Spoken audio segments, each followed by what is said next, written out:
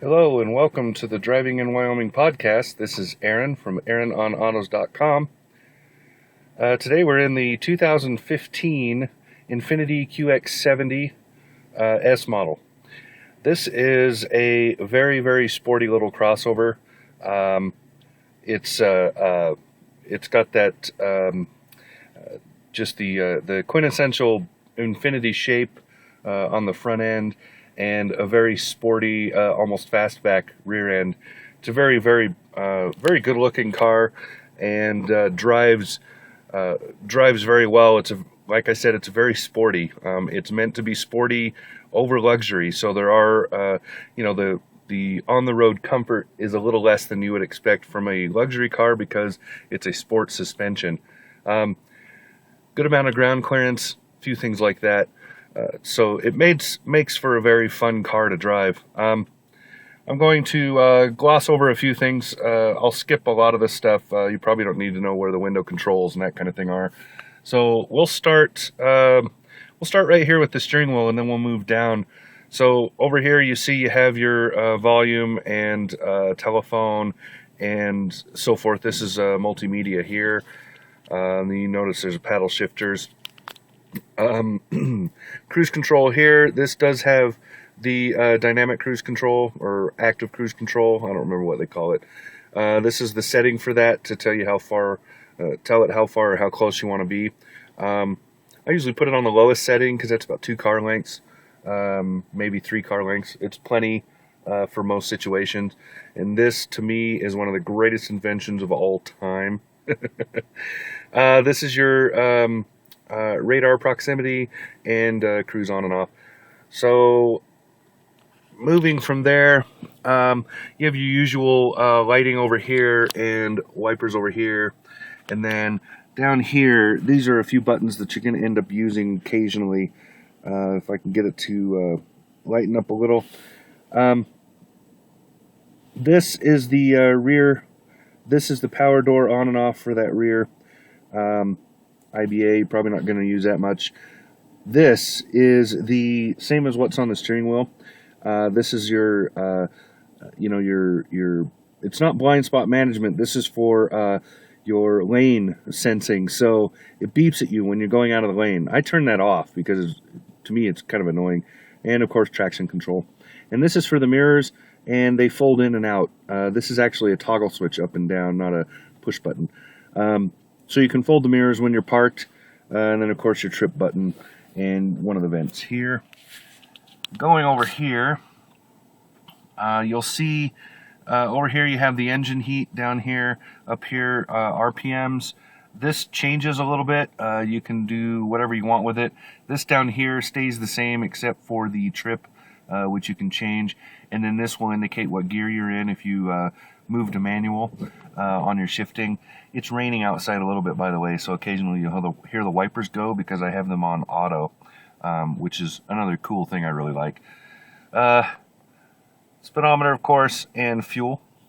So you can see I've put 380 miles on this car, and they're coming for it today, so that's about what I'm going to put on it. I think it'll be at 381 when they come get it. So moving along, here's the wiper control really quick. Up and down, excuse me, up and down and twist this for the front wipers up there, and then this right here is the rear and the back. This is the infotainment screen. I've turned it off. Nice convenient on and off button right here. I like to turn it off when I'm not using any infotainment. Also, the music, when you have music on, like satellite radio or whatever, it will show over there if you want it to. And that's, to me, better than having it on here. Just turn this off so it's not distracting. These controls are very useful. I thought it looked way too complicated and was going to be a big pain, but really you're just using these buttons right here. I didn't really use this much. It's kind of a cursor control, but you can touch screen, and that's more intuitive, just faster. Down here you have, of course, it's a luxury car, so you have an analog clock, and this is stereo and so forth, and then you see there's a CD player. Moving down, here's the climate controls. It's dual zone climate, so you have here and here. So you have, well, all your obvious climate. And then one of the few things you'll see occasionally in a luxury car, and only in a luxury car, is an ashtray. You never see those in cars anymore. I don't know if you've ever noticed that. All right, and the shifter, pretty straightforward.